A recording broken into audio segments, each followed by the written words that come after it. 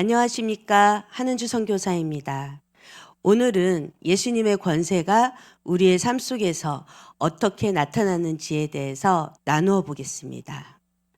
죄로 말미암아 영이 죽은 인간이 예수님을 주와 그리스도로 믿고 성령으로 거듭나서 영생의 사람으로 다시 태어났습니다. 이렇게 예수님을 주인으로 삼고 거듭나게 되면 우리가 예수님의 권세를 함께 받을 수 있다는 것인데요. 그렇다면 우리가 예수님의 권세, 어떤 것을 받을 수 있을까요? 우리가 알고 있는 예수 이름의 권세, 예수님의 보혈의 권세, 말씀의 권세, 기도의 권세 등등 우리가 예수 생명, 신적 생명, 부활 생명이 내 안에 성령을 통하여 들어오시면 그 예수님의 권세가 다 우리의 권세가 되어 우리가 그 권세를 사용할 수 있게 된다는 것입니다. 성령으로 거듭난 하나님의 자녀가 된 사람은 하나님의 자녀로서 그 권세를 사용할 수 있어야 한다는 것입니다. 그러면 이렇게 하나님이 인간에게 통치 권세를 주신 이유가 있죠. 생명을 낳는 일을 해라 라는 말씀입니다. 통치 권세는 생명을 낳는 일인데 우리에게 권세를 주신 이유는 하나님 나라를 증거하고 확장하여라. 그 일을 하기 위해서 생명을 낳는 일을 해야 되는데 이 일이 바로 예수 그리스도의 복음을 전하는 그 일이 되는 것입니다. 옛사람을 십자가에 못 박고 부활 생명을 입어서 우리는 다시 태어났죠. 그래서 그런 사람은 하나님의 보좌 우편에 앉아 그 자리는 바로 통치자의 자리입니다. 그 통치자의 자리에 우리를 예수님과 함께 앉혀주셨습니다. 에베소서 2장 6절 말씀이죠. 그런데 하나님께서 아담에게 주신 통치권은 땅의 통치권이었을 뿐입니다. 하늘의 통치권은 주시지 않았습니다. 그런데 그 아담에게 땅의 통치권을 대리 통치자로서 주셨죠. 하지만 선악과 사건으로 인해서 사단에게 그 땅의 통치권을 빼앗겼고, 하지만 예수 그리스도께서 십자가에서 죽으심으로써 그리고 부활하셔서 땅의 통치권을 되찾아오셨습니다. 그리고 승천하셔서 그리스도의 영, 성령을 통하여 생명이 들어오니 그 부활 생명이 내 안에 계시니 하늘의 통치권까지 다 주셨습니다. 그래서 우리는 하나님이 예수님을 통하여 땅의 통치권, 하늘의 통치권을 다 받은 사람이 된 것입니다. 그렇다면 부활 생명이 들어와서 예수님을 주와 그리스도로 믿는 우리는 하나님의 자녀로서 어떤 권세를 사용할 수 있을까요? 그렇습니다. 예수 그리스도의 피, 보혈의 권세를 사용할 수 있습니다. 보혈의 권세로 예수님이 그 피를 흘리심으로써 죄의 권세가 멸하여졌죠. 그리고 십자가에서 사단의 권세가 제거된 일입니다. 사단은 제거되지 않았습니다. 하지만 사단이 힘을 쓸 수 있는 그 권세는 하나님께서 무력화시켰다는 것입니다. 그래서 권세는 없습니다. 그리고 우리가 치유받는 역사가 일어나게 되는 것이죠. 여기에서 치유란 몸의 질병만을 말하는 것이 아닙니다. 마음의 상처, 혼과 몸의 영역 모두, 그리고 죄로 우리가 물들어 더럽고 저주스럽게 된 그것들을 깨끗하게 하는 그 일을 말합니다. 골로새서 1장 13절, 그가 우리를 흑암의 권세에서 건져내사 그의 사랑의 아들의 나라로 옮기셨느니라. 누구든지 예수를 믿으면 우리가 누구의 권세 아래 있게 되나? 우리가 태초에는 하나님의 권세 아래 있었죠. 그래서 권위의 순서도 하나님 다음에 인간, 천사, 사단이었습니다. 하지만 선악과 사건 이후에 권위를 빼앗기고 하나님 밑에 사단이 들어갔고 사단의 밑에 인간이 들어가고 천사가 들어가고 그랬던 저희가 예수님의 십자가와 부활의 일로 하나님의 권세 아래로 다시 들어가게 된 것입니다. 마귀는 막강한 힘을 갖고 있습니다. 우리로서는 그 힘을 대항할 힘이 없습니다. 하지만 우리는 예수님이 이제 들어오셨으니, 예수의 생명이 내 안에 들어오셨으니 예수의 이름으로, 그 예수의 이름의 권세로 사단을 대적할 수 있는 것입니다. 그래서 우리가 예수의 이름으로 명하노니 하면서 치유의 역사, 사단을 퇴치하는 역사, 모든 일이 일어나는 것입니다. 우리가 단호히 권위 있게, 명령 있게, 권위 있게 명령함으로써 그 저주스러운 것들, 악한 영을 대적할 수 있는 것입니다. 그런데 악한 영을 대적할 때 사단이 귀신같이 아는 것은 예수 그리스도의 이름을 우리가 외칠 때 예수님이 자신들을 무정액으로 보낼 수 있는 그 권세를 가지신 분이라는 것을 정확히 알고 두렵고 떱니다. 예수의 이름만 들어도 두렵고 떠는 것이 사단의 존재라는 것입니다.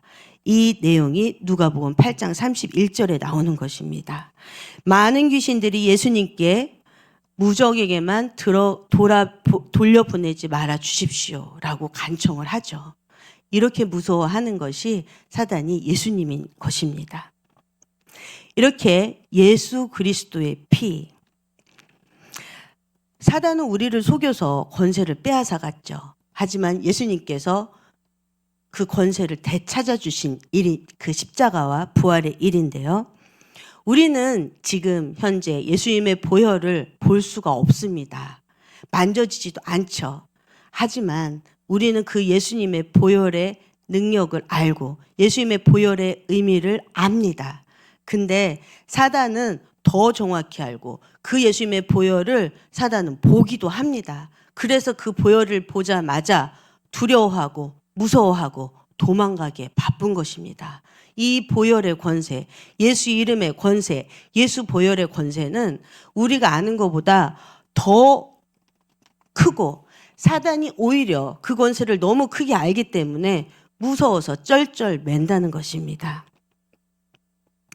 예수님이 십자가에서 죽던 그날 사단의 세력, 그 권세는 아까 제거되었다고 말씀드렸죠. 사단은 능력은 있습니다. 하지만 권세는 없습니다. 사실 아무 힘이 없는 먼지 같은 존재입니다. 어느 앞에서요? 예수님 앞에서. 예수 이름만 들어도 도망가고 예수님만 봐도 무서워하고 예수님의 보혈의 피만 봐도 그냥 절절매는 그 사단의 존재입니다.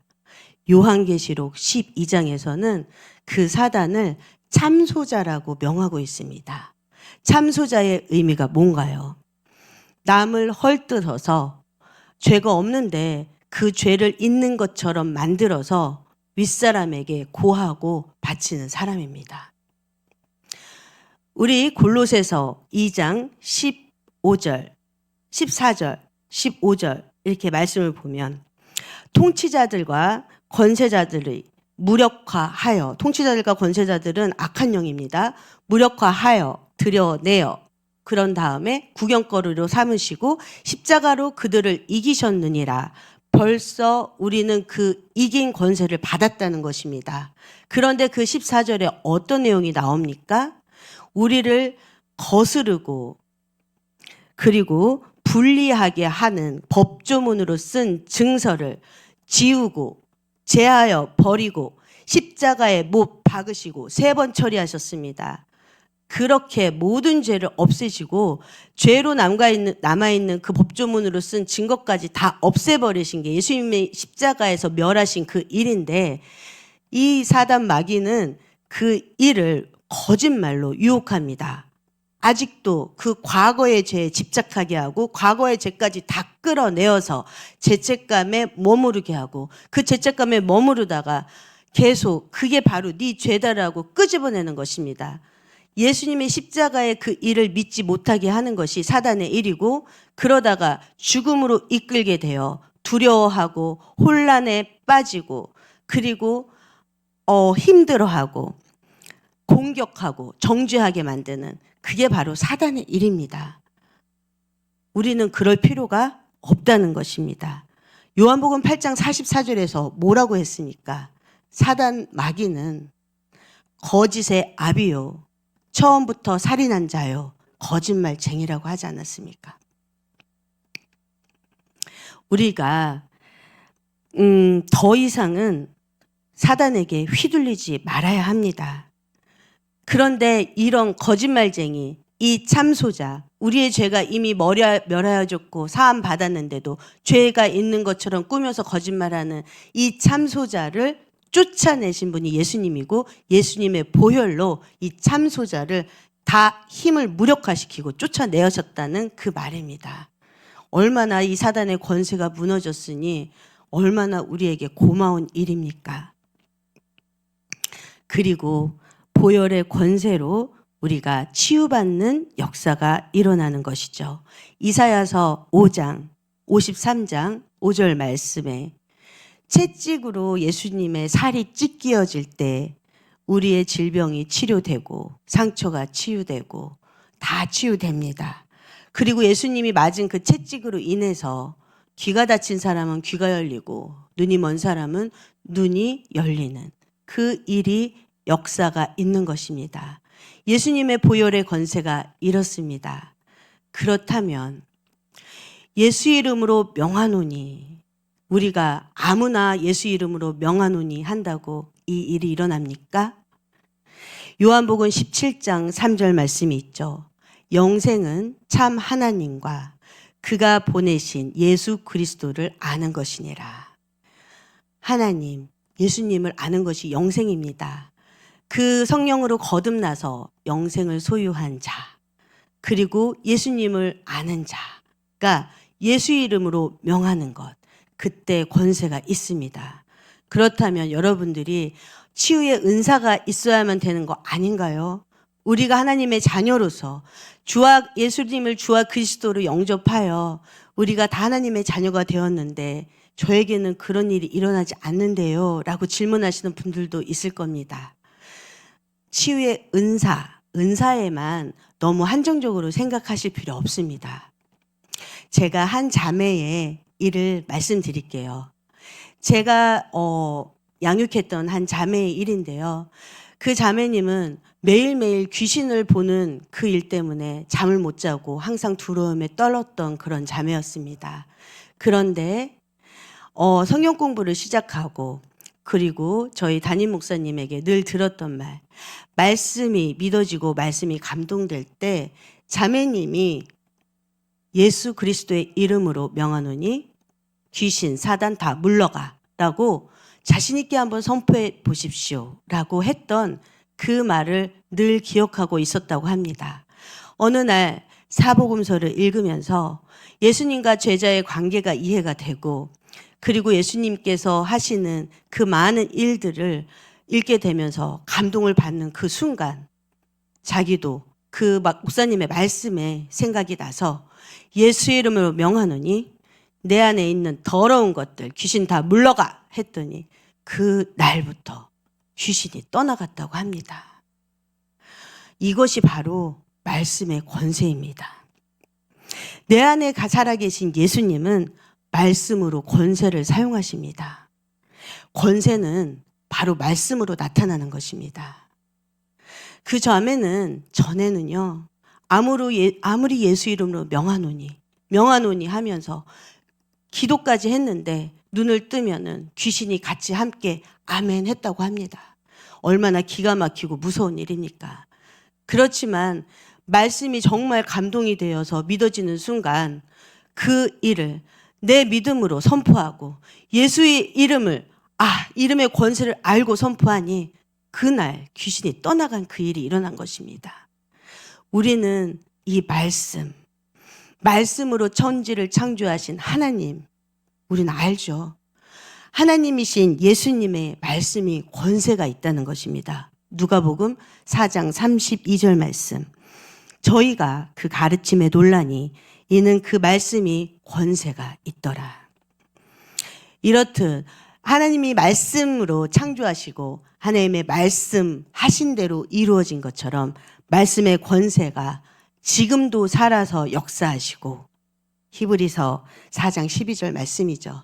혼과 영과 관절과 골수를 쪼개어 그 다음에 마음의 생각과 뜻까지 분별하게 합니다.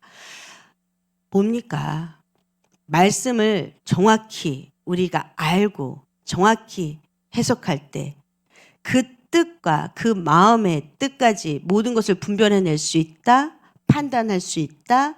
이것은 말씀의 권세가 어떤 사람의 마음과 뜻, 그 속셈, 의도까지 다 드러내게 하신다는 말씀입니다.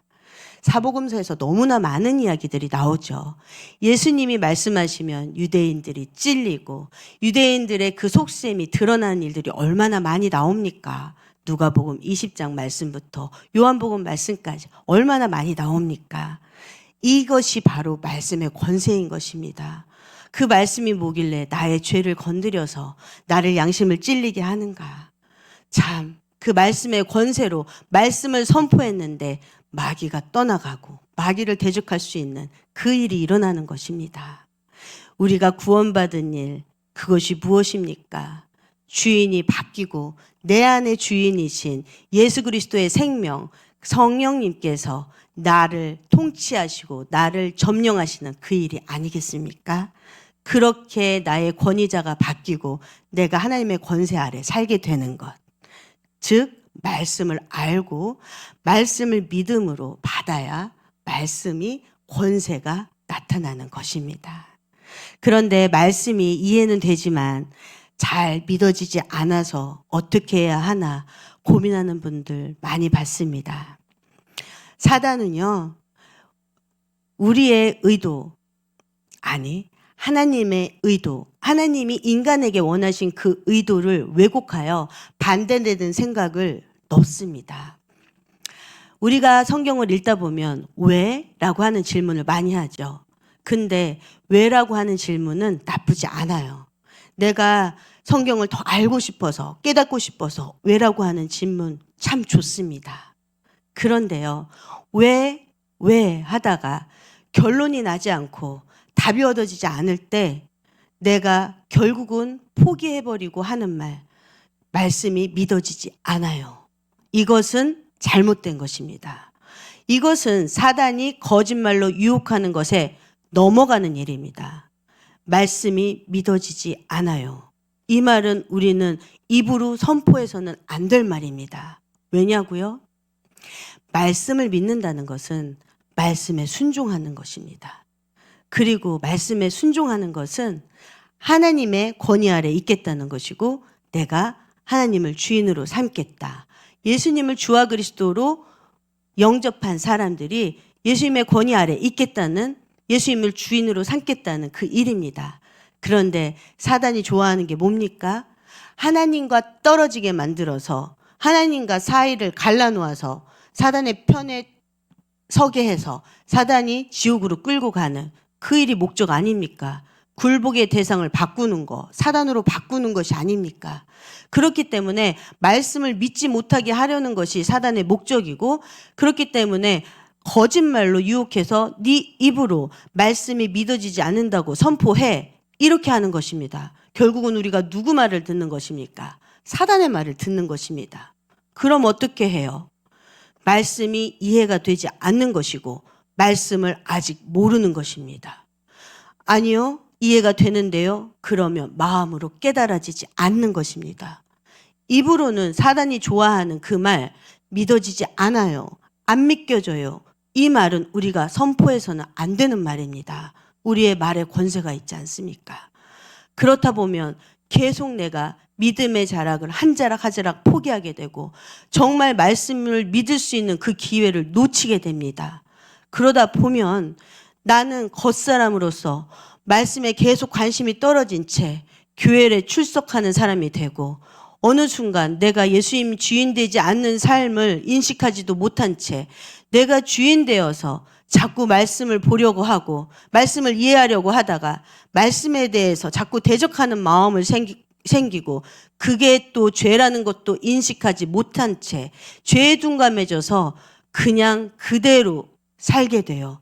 결국은 회개하는 일은 일어나지 않고 이제 무엇을 회개해야 되는 것인지, 예수님을 주인으로 삼지 않는 그 일을 회개하는 것조차 다 잊어버린 채 결국은 구원을 포기하게 되는 그 비참한 일까지 갈 수 있게 된다는 것입니다.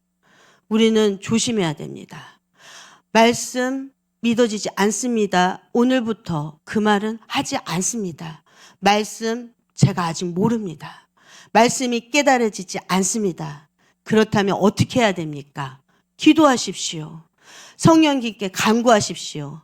말씀은 영으로 쓰여진 말씀이고 그 말씀을 깨닫게 하시는 분은 나의 뇌가 아니라 성령님만이 깨닫게 해주신 것입니다. 성령님, 저에게 이 말씀을 내 안에서 풀어져서 제가 이해되게 하시고 이 말씀이 내 안에서 이루어지게 하여 주시옵소서. 간절히 기도하십시오. 분명히 깨닫게 하여 주십니다. 저는 사마리아 여인이 이해가 안 돼서 3개월 기도하고 깨달았습니다. 그 일은 누구에게나 일어나는 일입니다. 이유는 우리는 하나님의 자녀로서 이미 기도의 권세를 받았고 말씀의 권세를 받았고 보혈의 권세를 받았고 예수의 이름의 권세를 받은, 우리가 그 권세를 다 받았기 때문에 우리는 그 권세를 사용하면 되는 것입니다. 오늘부터 해보십시오. 말씀은 하나님을 나타내시기 위한 특별 계시죠. 하나님은 우리에게 나타내시기 위해서 일반 계시, 특별 계시를 주셨는데 특별 계시가 뭡니까? 예수 그리스도를 보내주셨고 말씀이지 않습니까? 그래서 말씀을 묵상하고 말씀을 우리 안에 심는 것은 참 중요한 일이 됩니다. 하나님 말씀이 진리이고 사실입니다. 죽은 자를 살리시고 없는 것도 있는 것으로 만드시고 그리고 그렇게 부르신 예수님이 죽었다가 다시 살아나셨습니다. 다시 살아나셔서 내 안에 살아계십니다. 그 부활 생명이 내 안에 꽉 차려면 바로 하나님의 말씀으로 꽉 채워져야 한다는 것입니다. 순종하는 자에게 성령을 보내주시고 그렇게 우리가 성령이 충만하게 되면 말씀의 권세를 충분히 사용할 수 있는 그런 사람이 되는 것입니다. 그러면 하나님의 권세가 나타나는 세 번째 메시지, 하나님이 다스리는 하나님의 나라가 내 안에 들어온 것입니다. 제가 순장이었을 때 제 순원들한테 하던 질문이 있습니다. 여러분, 예수님이 재림하여 오셔서 예수님을 심판대 앞에서 만나면 여러분은 예수님께 어떤 말을 듣고 싶으세요? 그리고 어떤 말씀을 들었으면 좋겠어요? 어떻습니까? 저는 늘 상상합니다. 한 번은 칭찬받고 싶다라는 생각을 자주 한 때가 있었습니다. 근데 한때는 또 나를 모른다고 하시면 어떡하지? 라고 하는 두려움에 떤 적도 있습니다. 그런데 요즘은 이런 예수님을 상상합니다. 기다렸다. 내가 너를 기다렸다. 참 잘 왔다. 하시면서 내 손을 잡아주시고 품어주시고 안아주실 그 예수님을 상상합니다. 여러분 어떻습니까? 내가 만약에 아직도 저는 예수님이 무섭게 할 것 같아서 두려워요 하시는 분 있나요? 그러면 아직 예수님과 친밀한 관계가 아닌 것입니다. 예수님과 친밀해지려면 우리는 말씀으로, 말씀을 통하여 예수님을 알면 됩니다. 괜찮습니다. 결국 복음은 예수 그리스도이시고 결국 예수님과 나의 관계, 그리고 하나님과 나의 관계, 이 관계를 빼놓고는 창조, 선악과, 십자가, 부활, 성령, 재림, 심판, 모든 것을 설명할 방법이 없습니다. 우리 인간관계도 마찬가지죠. 친밀하지 않으면 의심하게 되고 대인관계에 대해서 결국 부정적인 기대를 하고 말게 되죠.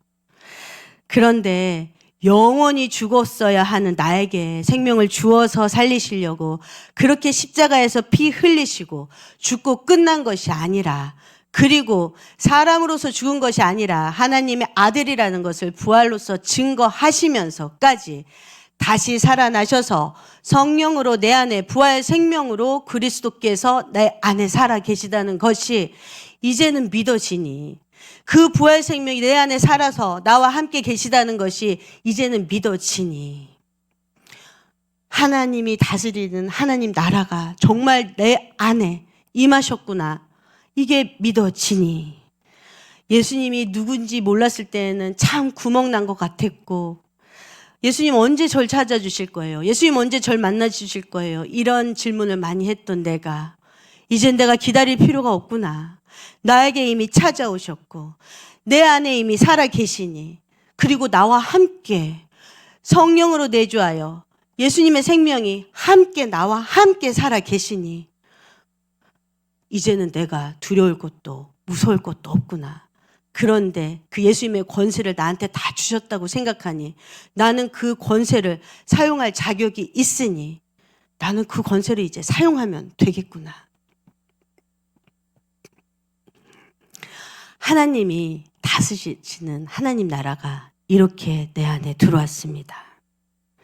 누가복음 17장 20절 말씀이요. 바리새인들이 하나님의 나라가 어느 때에 임하나이까 묻거늘 예수께서 대답하여 이르시되 하나님 나라는 볼 수 있게 임하는 것이 아니요 또 여기 있다 저기 있다 못하리니 하나님 나라는 너희 안에 있느니라. 그렇습니다. 우리는 하나님이 다스리는 하나님 나라, 즉 천국을 소유한 자가 된 것입니다. 내 안에 예수님께서 성령을 통하여 부활 생명으로 내 안에 살아 계시는 것입니다. 그 영원하신 예수 그리스도의 생명, 하나님의 생명, 영생을 가진 자로서 이 땅에서도 우리는 천국을 누릴 수 있는 자가 된 것입니다. 내 안에 천국이 죽어서가 아니라 내가 이 땅에서도 천국을 펼칠 수 있는 사람이 되었다. 무엇입니까?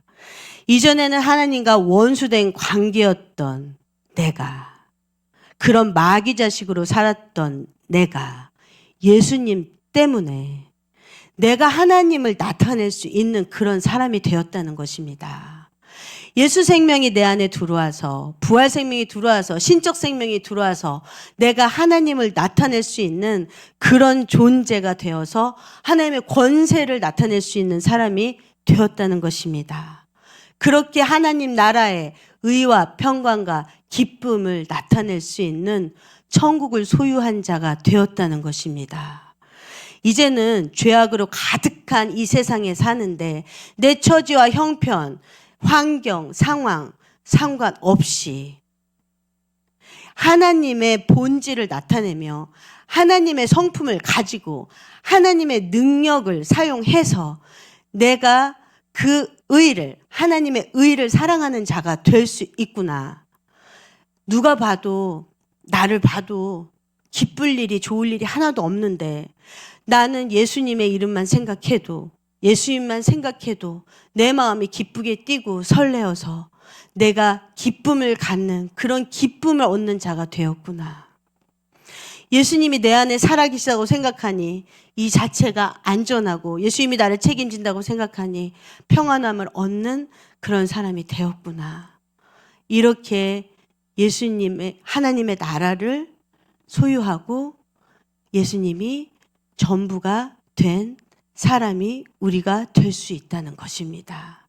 이러려면 말씀을 읽어야 합니다. 그런데 우리는 왜 하나님이 이렇게 권세를 주셨는데도 여전히 천국을 소유한 자처럼 살지 못할까요? 그건 우리는 원래 선악과 먹고 마귀를 주인으로 삼아서 마귀 자식으로 살아서 지옥에 사는 것이 익숙해져 있는 사람들입니다. 그래서 예수 생명이 들어와, 천국이 들어와서 지옥이 내쫓아졌을 때 그 이전까지는 지옥으로 내가 살았던 그걸 모릅니다. 그 삶을 모르고 내가 그냥 지옥에 살아서, 예수님 없이 살아서 내가 주인 돼서 살아있는 것이 얼마나 지옥 같은 인생인지는 예수님의 신적 생명, 부활 생명이 내 안에 들어왔을 때에만 그것이 지옥이었구나를 실감하게 되는 겁니다. 그래서 예수님을 더 붙들게 되고 나는 예수님을 절대 놓지 않을 거야. 예수님 주인 된 삶을 절대 포기하지 않을 거야. 이렇게 예수님 주인 된 삶을 최고의 영광으로 누리는 그 사람이 될 수 있는 것입니다. 우리가 그렇게 예수를 주와 그리스도로 영접하고 자기 부인하고 십자가 지고 순종하는 삶을 산다 해도 우리가 그 성화의 과정을 살면서도 참 많은 감정을 느낍니다. 두려움과 분노를 느끼시죠? 그 두려움과 분노. 여러분, 세상의 기준을 만족시키지 못하고 내 욕심을 채우지 못하고 나의 탐심, 나의 자아의 욕구를 만족시키지 못해서 느끼는 그 두려움과 분노는 죄에서 비롯된 것입니다. 그것은 바로 첫 아담이 하나님을 의심하여 두려워서 숨은 그 두려움이고요. 가인이 하나님의 사랑을 의심하여 분노해서 아벨을 죽인 그 분노입니다. 그런데요, 여러분, 우리가 또 두려움, 분노는 아니지만 비통함을 느낄 때가 있습니다. 그것은 하나님의 기준에 비롯된 것입니다.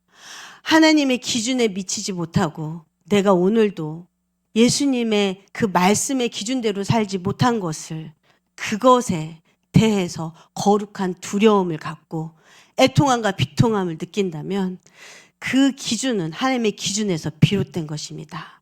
감정을 잘 분별하십시오.